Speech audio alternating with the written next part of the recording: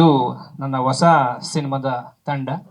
ಇದು ನಂದು 4ನೇ ಸಿನಿಮಾ. ಇದು ಯು ಟರ್ನ್ ಟು ನನ್ನ ಮೊದಲೇ ಸಿನಿಮಾ. ಅದಾದಮೇಲೆ ರಾಮ ಅಂಡ್ ರಾಮು ಅಂತ ನಾನು ಇನ್ನೊಂದಕ್ಕೆ ಪ್ರೆಸ್ ಮೀಟ್ ಮಾಡಿಲ್ಲ, ಅದು 2ನೇ ಸಿನಿಮಾ. ಅದಾದಮೇಲೆ ಪ್ರೆಸ್ ಮೀಟ್ ಮಾಡಿದ್ವಿ, ಕರಿಮಣಿ ಮಾಲೀಕ ನೀನಲ್ಲ ಅಂತ, ಅದು ಡಬ್ಬಿಂಗ್ ನಡೀತಾ ಇದೆ. ಇದು ನಂದು 4ನೇ ಸಿನಿಮಾ, ಇವತ್ತು ಮುಹೂರ್ತ ಮಾಡಿರೋದು. ನಿಮ್ಮೆಲ್ಲರ ಆರೈಕೆ, ನೀವೆಲ್ಲರೂ ಸಪೋರ್ಟ್ ಮಾಡಿದ್ದಕ್ಕೆ ನಮ್ಮ ಜರ್ನಿ ಮುಂದೆ ಹೋಗ್ತಾ ಇದೆ. ಸೊ ಇದೇ ರೀತಿ ಇರಲಿ. ಇದು ಹೊಸ ಸಿನಿಮಾ ತಂಡದ ಬಗ್ಗೆ ನಿಮಗೆ ಒಂದಷ್ಟು ಮಾಹಿತಿ ಕೊಡೋದಾದ್ರೆ, ಶ್ರೇಯಸ್ ಇದಕ್ಕೆ ಈ ಸಿನಿಮಾಗೆ ಹೀರೋ ಆಗಿ ನಾಯಕ ನಟನಾಗಿ ಆಕ್ಟ್ ಮಾಡ್ತಾ ಇದ್ದಾನೆ. ಸಿನಿಮಾದ ಹೆಸರು ನಿಮ್ಗೆ ಗೊತ್ತಿದ್ದಂಗೆ ವೈಭೋಗ. ಅದ್ರ ಜೊತೆಗೆ ಸಂಜನಾ ಹೊಸ ಹುಡುಗಿ. ನನ್ನ ಎಲ್ಲ ಸಿನಿಮಾದಲ್ಲೂ ಹೊಸಬ್ರನ್ನ ನನ್ನ ಕೈಲಾದ ಮಟ್ಟಿಗೆ ನಾನು ಪರಿಚಯ ಮಾಡಿಸ್ತಾನೆ ಇದ್ದೀನಿ. ಅವ್ರು ಬೆಳೆಯೋದು ಮುಂದೆ ಹೋಗೋದು ಅದು ಅವ್ರಿಗೆ ಬಿಟ್ಟಿರೋ ವಿಚಾರ. ಸಂಜನಾ ತುಂಬ ಒಳ್ಳೆ ಟ್ಯಾಲೆಂಟೆಡ್ಡು. ಅವರು ಮೈಸೂರಲ್ಲಿ ಯಾವುದು ನಿಮ್ಮದು ನಟನಾ ರಂಗಶಾಲೆಯಲ್ಲಿ ಈಗಲೂ ಅವರು ಕೆಲಸ ಮಾಡ್ತಾ ಇದ್ದಾರೆ. ಸೊ ಅದ್ರ ಜೊತೆಗೆ ಅವರು ಗೊತ್ತು ಲೆಜೆಂಡು. ಅವ್ರ ಜೊತೆ ನಾವು ಕೆಲಸ ಮಾಡೋದೇ ನಮಗೆ ಅದೃಷ್ಟ, ಸುರಜ್ ಸರ್ ಜೊತೆಗೆ. ಮತ್ತು ನಾಗೇಂದ್ರ ಅರಸು ಸರ್ ಅಷ್ಟೇ, ಅದ್ಯಾವುದೋ ಜನ್ಮದ ಪುಣ್ಯ ಇರಬೇಕು. ಇವ್ರ ಜೊತೆಗೆ 2ನೇ ಸಿನಿಮಾ ಮಾಡ್ತಾ ಇದ್ದೀನಿ. ರಾಮ ಅಂಡ್ ರಾಮು ಆದಮೇಲೆ ಇವರಿಬ್ಬರು ಇದ್ದಾರೆ ರಾಮ ಅಂಡ್ ರಾಮು ಸಿನಿಮಾದಲ್ಲಿ. ನಿರಂಜನ್ ಬೋಪಣ್ಣ DOP ಆಗಿ ಕೆಲಸ ಮಾಡ್ತಾ ಇದ್ದಾರೆ. ಮತ್ತು ಇವರು ಚೇತನ್ ಅವರು ಅನೌನ್ಸ್ ಮಾಡಬೇಡಿ ಅಂತ ನನಗೆ ರಿಸ್ಟ್ರಿಕ್ಷನ್ ಇಟ್ಟಿದ್ದಾರೆ. ಸದ್ಯಕ್ಕೆ ಇವ್ರು ಚೀಫ್ ಗೆಸ್ಟ್ ಆಗಿ ಬಂದಿದ್ದಾರೆ, ಚೇತನ್ ನಿಂಗೇಗೌಡ ಅಂತ. ಸೊ ಅವ್ರಿಗೂ ಒಳ್ಳೇದಾಗಲಿ, ಸೊ ಇಡೀ ತಂಡಕ್ಕೆ ಒಳ್ಳೇದಾಗಲಿ. ಈ ಸಿನಿಮಾ ಬಗ್ಗೆ ಹೇಳೋದಾದರೆ, ಇದೊಂದು ಕಮರ್ಷಿಯಲ್ ಸಿನಿಮಾ. ನೀವಲ್ಲಿ ಲೈನ್ಸ್ ನೋಡಬೇಕು, ಯವ್ವನದಲ್ಲಿ ಹುಟ್ಟೋ ಪ್ರೀತಿಗೋಸ್ಕರ ಎತ್ತವರ ಮರಿಬೇಡ ಅಂತ. ಸೊ ಅಂದರೆ ಇವತ್ತೇನಾಗ್ತಾ ಇದೆ, ಯೂತ್ಸು ಪ್ರೀತಿ ಪ್ರೇಮ ಎಲ್ಲನೂ ನಿಜಾನೇ, ಅದ್ರ ಜೊತೆಗೆ ತಂದೆ ತಾಯಿನೂ ನಿಜಾನೇ. ನಮಗೆ ಜನ್ಮ ಕೊಟ್ಟವ್ರನ್ನ ನಾವು ಯಾವತ್ತೂ ಮಾರಿಬಾರ್ದು. ಪ್ರೀತಿ ದೊಡ್ಡದು ಅಂತ ನಾವು ನಂಬ್ತೀವಿ, ಅದು ಎಲ್ಲದಕ್ಕಿಂತ ದೊಡ್ಡದು ತಂದೆ ತಾಯಿ ಜೊತೆಗೆ ಪ್ರೀತಿನೂ ಉಳಿಸ್ಕೊಳ್ಳೋದು ಈ ಸಿನಿಮಾದ ಒಂದು ಸಾರತ್ವ. ಸೊ ಹಾಗಾಗಿ ವೈಭೋಗದ ಜೊತೆಗೆ ಪ್ರೀತಿ ಯಾವ ರೀತಿ ಉಳಿಯುತ್ತೆ ಅನ್ನೋದು ಈ ಸಿನಿಮಾ ಕಥೆಯಲ್ಲಿ ನಾನು ಹೇಳ್ತಾ ಹೋಗ್ತೀನಿ. ಸೊ ಶೂಟಿಂಗ್ ಬಂದು ಚನ್ನಪಟ್ಟಣ, ಮೈಸೂರು. ಅದಾದಮೇಲೆ ಸಾಂಗ್ ಶೂಟಿಂಗು ನಮಗೆ ನೋಡೋಣ, ಇನ್ನು ಮಂಗಳೂರು ಅಂದ್ಕೊಂಡಿದ್ದೀವಿ. ಸೊ ಕೆಲವು ಪ್ಲಾನ್ಸ್ ನಡೀತಾ ಇದೆ. ಇವತ್ತು ಮುಹೂರ್ತ ಮಾಡ್ಕೊಂಡಿದ್ದೀವಿ. ಶೆಡ್ಯೂಲ್ ಟಾಕಿ ಪೋರ್ಷನ್ ಚನ್ನಪಟ್ಟಣ ಮತ್ತು ಮೈಸೂರು, ರಾಮನಗರ ಈ ಭಾಗದಲ್ಲಿ ನಾವು ಶೂಟ್ ಪ್ಲಾನ್ ಮಾಡಿದ್ದೀವಿ. ಒಂದು 20ರಿಂದ 30 ದಿನ ಟಾಕಿ ಪೋರ್ಷನ್ ಪ್ಲಾನ್ ಮಾಡಿದ್ದೀವಿ. ಅದಾದಮೇಲೆ ಫೈಟು ಮತ್ತು ಸಾಂಗ್ಸು ಒಂದು 10ರಿಂದ 15 ದಿನ ನಾವು ಫೈಟು ಮತ್ತು ಸಾಂಗ್ ಶೂಟ್ ಮಾಡ್ತಾ ಇದ್ದೀವಿ. ಬಜೆಟ್ 1 CR ನಾವು ಪ್ಲಾನ್ ಮಾಡಿದ್ದೀವಿ. ಸೊ ಇಷ್ಟು ನನ್ನ ಸಿನಿಮಾ. ಇದರಲ್ಲಿ ನಾನು ನಿರ್ದೇಶನ ಮತ್ತು ಸಂಗೀತ ಎರಡನ್ನೂ ಮಾಡ್ತಾ ಇದ್ದೀನಿ. ಸೊ ನಿಮ್ಮೆಲ್ಲರೂ ಆರೈಕೆ ಇದೇ ರೀತಿ ಇರಲಿ. Thank you so much, love you all. ಏನಾದರೂ ಕೇಳೋದಿದ್ರೆ ದಯವಿಟ್ಟು ಕೇಳಿ. ಇದರಲ್ಲಿ 4 ಹಾಡುಗಳಿದ್ದಾವೆ. ಶೆಡ್ಯೂಲ್ ಅಂತಂದ್ರೆ 20ರಿಂದ ನಾವು ಸ್ಟಾರ್ಟ್ ಮಾಡ್ತಿದ್ವಿ, ಈ ಮಂತ್ 20ರಿಂದ. ಸರ್ ಈಗ ಕರಿಮಣಿ ಮಾಲೀಕ ರಿಲೀಸ್ ಆಗಬೇಕು, ರಾಮ ಅಂಡ್ ರಾಮ್ ರಿಲೀಸ್ ಮಾಡ್ಬೇಕು sir. Rama and Ram censor ಆಯಿತು 2 ಡೇಸ್ ಬ್ಯಾಕ್, ಇದೇ ಸ್ಟುಡಿಯೋದಲ್ಲಿ ಸೆನ್ಸಾರ್ ಇದೆ. ಇಲ್ಲ, ಸೆನ್ಸಾರ್ ಆಯ್ತಲ್ಲ ನಂದು. ಇವಾಗ ಸುಮ್ಮನೆ ಟೈಟಲ್ ಲಾಂಚ್ ಮಾಡ್ಕೊಂಡು ಬಿಟ್ರೆ ಸೆನ್ಸಾರ್ ಆಯ್ತಲ್ಲ. ರಾಮ ಅಂಡ್ ರಾಮ್ ಇದೇ ಸ್ಟುಡಿಯೋದಲ್ಲಿ ಆಯಿತು, ಅದೇ ಆಪರೇಟರ್ ಮಾಡಿದ್ದಾರೆ, UA ಸರ್ಟಿಫಿಕೇಟ್ ಬಂತು. ಮತ್ತು ಕರಿಮಣಿ ಮಾಲೀಕ ನೀನೆಲ್ಲ ಡಬ್ಬಿಂಗ್ ನಡೀತಾ ಇದೆ. ಅದು ನಾವು ಈ ಇಯರ್ ಏಪ್ರಿಲಲ್ಲಿ ಅನೌನ್ಸ್ ಮಾಡಿದ್ದು. ಶೂಟ್ ಮುಗಿಸಿ ಡಬ್ಬಿಂಗ್ ನಡೀತಾ ಇದೆ. ಸೊ ಅದಾದಮೇಲೆ ಈಗ ಈ ಸಿನಿಮಾ ಮುಹೂರ್ತ ಮಾಡಿದ್ದೀನಿ. 100% ಈ ಸಿನಿಮಾ ಮುಗಿಯುತ್ತೆ. ಅದು ಗೊತ್ತಿಲ್ಲ, ನಮಗೇನೋ ಕೆಲಸ ಬರ್ತಾ ಇದ್ದಾವೆ, ಕೆಲಸ ಮಾಡ್ತಾ ಇದ್ದೀವಿ. ಒಂದಷ್ಟು ಜನಕ್ಕೆ ನಾವು ಕೆಲಸ ಕೊಡ್ತಿದ್ದೀವಿ, ಲೈಟ್ ಬಾಯ್ಸಿಂದ ಹಿಡಿದು ಪ್ರೊಡಕ್ಷನ್ ಅವ್ರಿಗೆ ಎಲ್ಲರೂ ಕೆಲಸ ಕೊಡ್ತಾ ಇದ್ದೀವಿ. ವರ್ಷಕ್ಕೊಂದು ಸಿನಿಮಾ ಮಾಡೋದ್ರ ಬದಲು ವರ್ಷಕ್ಕೊಂದು 4-5 ಸಿನಿಮಾ ಮಾಡಿದರೆ ಒಂದಷ್ಟು ಜನಕ್ಕೆ ನಾವು ಕಲಿಯೋದ ಮಟ್ಟಿಗೆ ಸಪೋರ್ಟ್ ಮಾಡ್ಬೋದು ಅನ್ನೋ ಉದ್ದೇಶದಿಂದ ಮಾಡ್ತಾ ಇದ್ದೀನಿ. ಈ ವಯಸ್ಸಲ್ಲಿ ಮಾಡಿದ್ದೀನಿ, ಯಾವ ವಯಸ್ಸಲ್ಲಿ ಮಾಡೋಣ ಅಂತ. ಸೊ ಹಾಂ ಸರ್, ಇದು ಕತೆ ಅಂತಂದರೆ ವೈಭೋಗ ಅಂತ 100% ಇದು ರಿಲಿವೆಂಟ್ ಇದೆ. ಒಂದು ಅಂದರೆ ಒಂದು ಕುಟುಂಬದಲ್ಲಿ ಒಂದು ವೈಭೋಗ ಇರುತ್ತೆ, ಆ ವೈಭೋಗ ಮಿಸ್ ಆಗಿರುತ್ತೆ. ಅದು ಮತ್ತೆ ಹೀರೋಯಿನ್ ಕಡೆಯಿಂದ ಯಾವ ರೀತಿ ಕನೆಕ್ಟ್ ಆಗುತ್ತೆ ಅನ್ನೋದು ವೈಭೋಗದ್ದು. ಸಿಂಪಲ್ ಆಗಿ ನಿಮ್ಗೆ ಹೇಳ್ಬೇಕಂದ್ರೆ ಅಷ್ಟು ಹೇಳ್ಬೋದು. ಅದ್ರ ಮೇಲೆ ತೀರಾ ಹೇಳಕ್ ಹೋದ್ರೆ ಕತೆ ರಿವೀಲ್ ಆಗುತ್ತೆ. ಪದ್ಮಜರಾವ್ ಇದ್ದಾರೆ. ಪದ್ಮಜರಾವ್ ಮೂವೀಸ್ ಫೋರ್ಟ್ ಕಡೆಯಿಂದ ಸಿನಿಮಾ ಪ್ರೊಡ್ಯೂಸ್ ಆಗ್ತಾ ಇದೆ. ಮೂವೀಸ್ ಫೋರ್ಟ್ ಫಿಲ್ಮ್ ಕಡೆ ರಾಯರ ಸನ್ನಿಧಿಯಲ್ಲಿ ರಾಘವೇಂದ್ರ ಮಠದಲ್ಲಿ ಜಯನಗರಲ್ಲಿ ಮುಹೂರ್ತ ಹಮ್ಮಿಕೊಂಡು ರಾಯರ ಆಶೀರ್ವಾದ ಪಡೆದು ಇವತ್ತು ಇಲ್ಲಿ ಪ್ರೆಸ್ ಮೀಟ್ ಮಾಡ್ತಾ ಇದ್ದೀವಿ. ವೈಭೋಗ ಒಂದು ಟೈಟಲ್ಲೇ ಒಂದು ಫ್ಯಾಮಿಲಿ ಡ್ರಾಮಾ, ಆ ಫ್ಯಾಮಿಲಿ ಸುತ್ತ ನಡೆಯುವಂಥದ್ದು. ಒಂದು ಡ್ರೆಸ್ ಕೋಡಲ್ಲೂ ಕೂಡ ಹೇಳಿದರು ಡೈರೆಕ್ಟ್ರು, ಈ ರೀತಿ ಹಿಂಗೆ ಪಂಚೆ, ಈ ಥರ ಒಂದು ಶರ್ಟು, ಆ ರೀತಿ ಅಂತ. ಅಂದರೆ ಇದು ಆಗಲೇ ಸರ್ ಹೇಳಿದಾಗೆ ನಮ್ಮ ಸಂಸ್ಕೃತಿನೂ ಎತ್ತಿಡಿಯುತ್ತೆ. ಇದೇ ರಿಲೇಟೆಡ್ ಆಗು ಕೂಡ ಟೈಟಲ್ ಇದೆ, ಕಥೆನೂ ಆ ಒಂದು ನಿಟ್ಟಿನಲ್ಲೇ ಹೋಗುತ್ತೆ. ಡೈರೆಕ್ಟ್ರ್ ಜೊತೆ ಇದು 2ನೇ ಸಿನಿಮಾ. ರಾಮಾಯಣ ರಾಮಲ್ಲಿ ಪೊಲೀಸ್ ಪಾತ್ರ ಮಾಡಿದ್ದೆ. ಇದರಲ್ಲಿ ಹೇಳ್ಬೋದಾ ಸರ್? ಕ್ಯಾರೆಕ್ಟರ್ ಹೇಳ್ಬೋದಾ? ಕ್ಯಾರೆಕ್ಟರ್ ಅಷ್ಟೇ ಗೊತ್ತಿರೋದು, ಬೇರೆ ಗೊತ್ತಿಲ್ಲ. ನಾಯಕ ನಟನ ತಂದೆ ಪಾತ್ರ ಮಾಡ್ತಾ ಇದ್ದೀನಿ.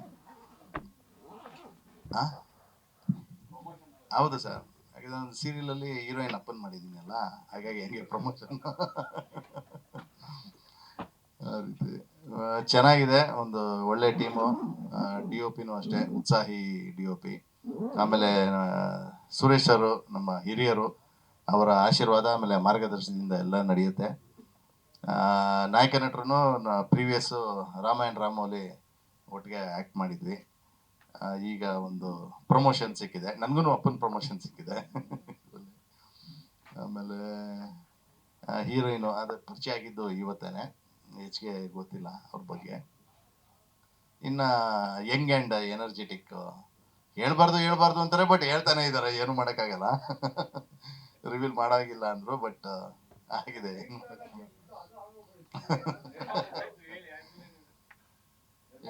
ಆ್ಯಕ್ಚುಲಿ ನಿರ್ಮಾಪಕರು, ಯೂತ್ ನಿರ್ಮಾಪಕರು. ಯಾಕಂದರೆ ನಿರ್ಮಾಪಕರು ಬರೀ ಸಿನಿಮಾ ಇಂಡಸ್ಟ್ರಿಗೆ ಬರೋದಲ್ಲ, ಬಂದು ಏನೋ ಒಂದು ಸಾಧನೆ ಮಾಡಿ ಒಂದು ಸಿನಿಮಾ ಚೆನ್ನಾಗಾಗಿ ಗಳಿಕೆ ಆದರೆ ಇನ್ನೂ ಉತ್ತಮ. ಯಾಕಂದರೆ ಈಗಿರೋ ಸಿಚುವೇಶನಲ್ಲಿ ಎಲ್ಲ ಚೆನ್ನಾಗಿ ಆಗಬೇಕು. ಕಂಟೆಂಟ್ ಇರೋ ಸಿನಿಮಾಗಳು ಗೆಲ್ಲಬೇಕು ಮೇಯ್ನಾಗಿ. ಹಾಗಾಗಿ ಈ ಒಂದು, ಯಾಕಂದರೆ ರಾಮಾಯಣ ರಾಮು ಒಂಥರ ಯೂನಿಕ್ ಕಂಟೆಂಟು, ಅದು ಭಾಳ ಚೆನ್ನಾಗಿದೆ. ಅದು ನಾನಲ್ಲಿ ಆ್ಯಕ್ಟ್ ಮಾಡುವಾಗಲೇ, ಆಮೇಲೆ ಏನ್ರ ವಿಷಯವಾಗಿ ನಾವು ಮಾಡ್ತಾ ಇದೀವಿ ಅಂತ ಗೊತ್ತಾದಾಗ ಒಂಥರ ಖುಷಿಯಾಗಿದೆ. ಒಂದು ಸೋಷಿಯಲ್ ಕಾಸು, ಸೋಷಿಯಲ್ ಮೆಸೇಜ್ ಬಗ್ಗೆ. ಈ ಸಿನಿಮಾನೂ ಅಷ್ಟೇ ಒಂದು ಫ್ಯಾಮಿಲಿ ರಿಲೇಷನ್ಶಿಪ್ಗೆ ಯಾವ ರೀತಿ ಬೆಲೆ ಕೊಡಬೇಕು, ಆ ರೀತಿ ಒಂದು ಮುಖಾಂತರ ಇದೆ. ಚೆನ್ನಾಗಿ ಮಾಡ್ಕೊಂಡಿರ್ತಾರೆ ಸ್ಕ್ರಿಪ್ಟು ಅಂತ ಭಾವಿಸ್ತೀನಿ. ಯಾಕಂದರೆ ರಾಮಾಯಣ ರಾಮು ಅದೇ ರೀತಿ ಇತ್ತು, ಇದು ಕೂಡ ಅದೇ ರೀತಿ ಇರುತ್ತೆ ಅಂತ ಭಾವಿಸ್ತೀನಿ. ಆ್ಯಸ್ ಯೂಶುವಲ್ ನಿಮ್ಮ ಮೀಡಿಯಾ ಸಪೋರ್ಟು ಬೇಕೇ ಬೇಕಾಗುತ್ತೆ. ನೀವು ಕೊಡ್ತಾನೆ ಇರ್ತೀರ, ಹೊಸೊಬ್ರಿಗೆ ಇನ್ನೂ ಒಂದಷ್ಟು ಬೆಂಬಲ ಕೊಡಬೇಕು. ಯಾಕಂದರೆ ಮೀಡಿಯಾ ಇದ್ದರೆ ನಾವು, ಹಾಗಾಗಿ ನಮ್ಮನ್ನು ನೀವು ಪರಿಚಯ ಮಾಡಿಸಿ ನಮ್ಮ ಬಗ್ಗೆ ಎಲ್ಲ ನೀವು ಜನಗಳಿಗೆ ತಲುಪಿಸೋದೇ ಎಲ್ಲ ನಿಮ್ಮ ಮುಖಾಂತರನೇ. ಒಂದು ರೀತಿ ದೇವರು ಕೂಡ ನೀವುಗಳು. ಹಾಗಾಗಿ ಈ ಮುಖಾಂತರ ನಾನು ಎಲ್ರಿಗೂ ಒಳ್ಳೇದಾಗಲಿ, ಇಡೀ ತಂಡಕ್ಕೆ ಒಳ್ಳೇದಾಗಲಿ ಅಂತ ಹೇಳ್ತೀನಿ. ಸರ್ವೇ ಜನ ಸುಖಿನೋ ಭವಂತು. ಒಂದು ಒಳ್ಳೆ ಫ್ಯಾಮಿಲಿ ಎಂಟರ್ಟೈನ್ಮೆಂಟ್ ಹಾಗೂ ಈಗಿನ ಟ್ರೆಂಡ್ ಏನು ನಡೀತಾ ಇದೆ ಅದರ ತದ್ವಿರುದ್ಧವಾಗೇ ಫ್ಯಾಮಿಲಿ ಬಗ್ಗೆ ಏನು, ಫ್ಯಾಮಿಲಿ ಇಂಪಾರ್ಟೆನ್ಸ್ ಏನು, ಜಾಯಿಂಟ್ ಫ್ಯಾಮಿಲಿ ಹೇಗಿರುತ್ತೆ ಅನ್ನೋದು ಕಾನ್ಸೆಪ್ಟ್ ಇರೋದ್ರಿಂದ ಒಂದು ಒಳ್ಳೆ ಮೆಸೇಜು ಹೋಗಲಿ ಆಡಿಯನ್ಸ್ಗೆ ಅನ್ನೋ ಭಾವದಲ್ಲಿ ಚಂದ್ರು ಬೈ ಅವರು ಹೇಳಿದ್ರು ಸ್ಟೋರಿನ. ತುಂಬ ಇಷ್ಟ ಆಯಿತು ನನಗೆ. ಅದರಿಂದ ಯೂತ್ಸು ಮುಂದೆ ಬರಬೇಕು. ಶ್ರೇಯಸ್ ಅವರು ಹೀರೋ ಆಗಿ ಆ್ಯಕ್ಟ್ ಮಾಡ್ತಿದ್ದಾರೆ. ಈ ಚಿತ್ರದ ಮೂಲಕ ಅವ್ರಿಗೆ ಸಕ್ಸಸ್ ಸಿಗಲಿ. ಹಾಗೆ ಎಲ್ಲ ಸೀನಿಯರ್ ಆರ್ಟಿಸ್ಟು, ಈ ಫೀಲ್ಡಲ್ಲಿ ನನಗೆ ಅಷ್ಟು ಅನುಭವ ಇಲ್ಲ, ಎಲ್ಲ ಡೈರೆಕ್ಟ್ರ್ ಮೇಲೆ ಹೊರೆ ಇಟ್ಟು ಮುಂದೆ ನಡೀತಾ ಇದ್ದೀವಿ. ನಿಮ್ಮ ಆಶೀರ್ವಾದದೊಂದಿಗೆ ಎಲ್ಲ ಒಳ್ಳೆಯದಾಗುತ್ತೆ ಅಂತ ಬಯಸ್ತಿದ್ದೀನಿ. ಇಲ್ಲ, MD ಫಿಸಿಷಿಯನ್.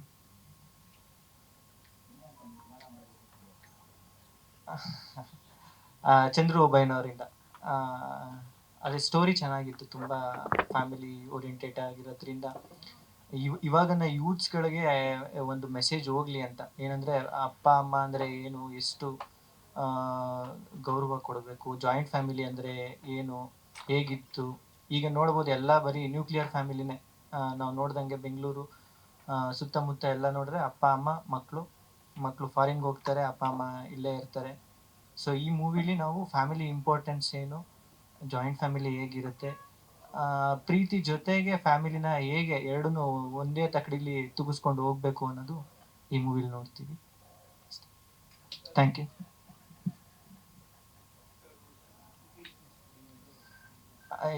ಹಾಗೆ ಈಗ ಹೇಗೆ ಫ್ಯಾಮಿಲಿ ಮತ್ತೆ ಲವ್ನ ಬ್ಯಾಲೆನ್ಸ್ ಮಾಡ್ತಿದ್ದಾರೆ, ನಾವು ಹಾಗೆ ಎಜುಕೇಶನ್ ಮತ್ತೆ ಮೆಡಿಕಲ್ ಎರಡನ್ನೂ ಬ್ಯಾಲೆನ್ಸ್ ಮಾಡ್ತಾರೆ ಅನ್ಸುತ್ತೆ. Channambika group of institutions. ಒಂದು ಒಳ್ಳೆ ಸ್ಟೋರಿನ ನನಗೆ ಅಂತ ಇಟ್ಕೊಂಡು ಇದನ್ನ ನೀನೇ ಮಾಡಬೇಕು ಅಂತ ನನಗೊಂದು ಫೋನ್ ಕಾಲ್ ಬಂದು ಹೇಳಿದಾಗ ನಾನು ಕತೆ ಕೇಳಲಿಲ್ಲ. ಫಸ್ಟು ನೀವು ಡೈರೆಕ್ಷನ್ ಮಾಡ್ತೀನಿ ಅಂದರೆ ನಾನು ಆ್ಯಕ್ಟ್ ಮಾಡೋಕ್ಕೆ ರೆಡಿ ಅಂತ ಹೇಳಿದೆ. ಹಂಗೆ ಪ್ರೊಡ್ಯೂಸರ್ಗೂ ಬಿಗ್ ಥ್ಯಾಂಕ್ಸು. ನನ್ನನ್ನು ನಂಬಿ ಏನೋ ಒಂದು ಜವಾಬ್ದಾರಿ ಕೊಟ್ಟಿದ್ದಾರೆ, ಅದನ್ನು ಉಳಿಸ್ಕೊತೀನಿ. ನಂತರ ನಿಮ್ಮ ಮಾಧ್ಯಮ ಪ್ರಿಯರಿಗೆ ಅಂದರೆ ಫಸ್ಟ್ ಟೈಮು ನನ್ನನ್ನು ಪರಿಚಯ ಮಾಡಿಸ್ತಾರೋ ನಿಮಗೆಲ್ಲರಿಗೂ ಹೃದಯಪೂರ್ವಕ ಧನ್ಯವಾದಗಳು.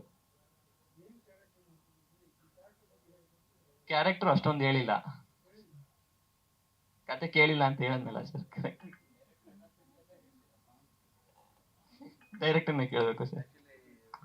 ಸರ್ ಇಲ್ಲ ಬಾಬಾ, ಈಗ ಮೊದಲೇ ಸಿನಿಮಾ ನಾನು ರಾಮನ್ ಡ್ರಾಮದಲ್ಲಿ ಆ್ಯಕ್ಟ್ ಮಾಡಿದ್ದ. ಸೊ ಅದರಲ್ಲೂ ನಾನು ಅವ್ನಿಗೆ ಸ್ಟೋರಿ ಹೇಳಿರಲಿಲ್ಲ. ಅದಾದಮೇಲೆ ಇದಕ್ಕೂ ಅಷ್ಟೇ, ಅವ್ನು ಅಂದರೆ ಟ್ಯಾಲೆಂಟೆಡ್ ಇದ್ದಾರೆ. ಆ್ಯಕ್ಟಿಂಗ್ ಕ್ಯಾಮ್ರಾ ಮುಂದೆ ಬಂದರೆ ತುಂಬ ಚೆನ್ನಾಗಿ ಆ್ಯಕ್ಟ್ ಮಾಡ್ತಾನೆ. ಸೊ ಬೆಳೆಯೋಂಥ ಹುಡುಗರಿಗೆ ಸಪೋರ್ಟ್ ಮಾಡೋದು ನಮ್ಮ ಕರ್ತವ್ಯ. ನಮಗೂ ಆಲ್ರೆಡಿ 38, 39, 40 ಹತ್ತತ್ರ ಇದೆ. ಇನ್ನೊಂದು 20 ವರ್ಷ ಬದುಕ್ಬೋದು. ಇನ್ನೇನು ಕಿತ್ತು ಊಟಾಗ್ಬೋದು. ಅದನ್ನು ನಾವು ಈ ಸಿನಿಮಾ ರಂಗದಲ್ಲಿ ಒಂದೊಂದು ವರ್ಷದಲ್ಲಿ ಏನೇನು ಮಾಡಬೇಕು ಅಷ್ಟು ಕೆಲಸಗಳನ್ನ ಮಾಡ್ತಾ ಇದೀವಿ. ಇಂಥ ಹುಡುಗರನ್ನ ಬೆಳೆಸೋ ಜವಾಬ್ದಾರಿ ನಮ್ಮ ಮೇಲೆ ಇರ್ತದೆ. ನೋಡೋಣ, ನಮ್ಮ ಕರ್ತವ್ಯ ನಾವು ಮಾಡೋಣ ಅಷ್ಟೇ. ಹೆಸರು ಸಂಜನಾ ಕದಂ. ನಾನು ಮೈಸೂರಲ್ಲಿರೋಳು. ನಾನೊಂದು ರಂಗಭೂಮಿ ಕಲಾವಿದೆ. ನಾನು 2 ವರ್ಷದಿಂದ ನಟನಾ ರಂಗಶಾಲೆಯಲ್ಲಿ ನಾನು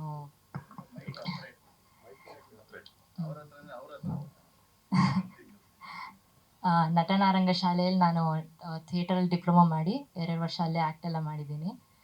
ಅದ್ರ ಜೊತೆ ನಾನು ಎಜುಕೇಷನ್ ಎಲ್ಲ ಮಾಡಿದ್ದು BCA ಮುಗಿಸಿದ್ದೀನಿ. ಈಗ MCA ಮಾಡ್ತಿದ್ದೀನಿ.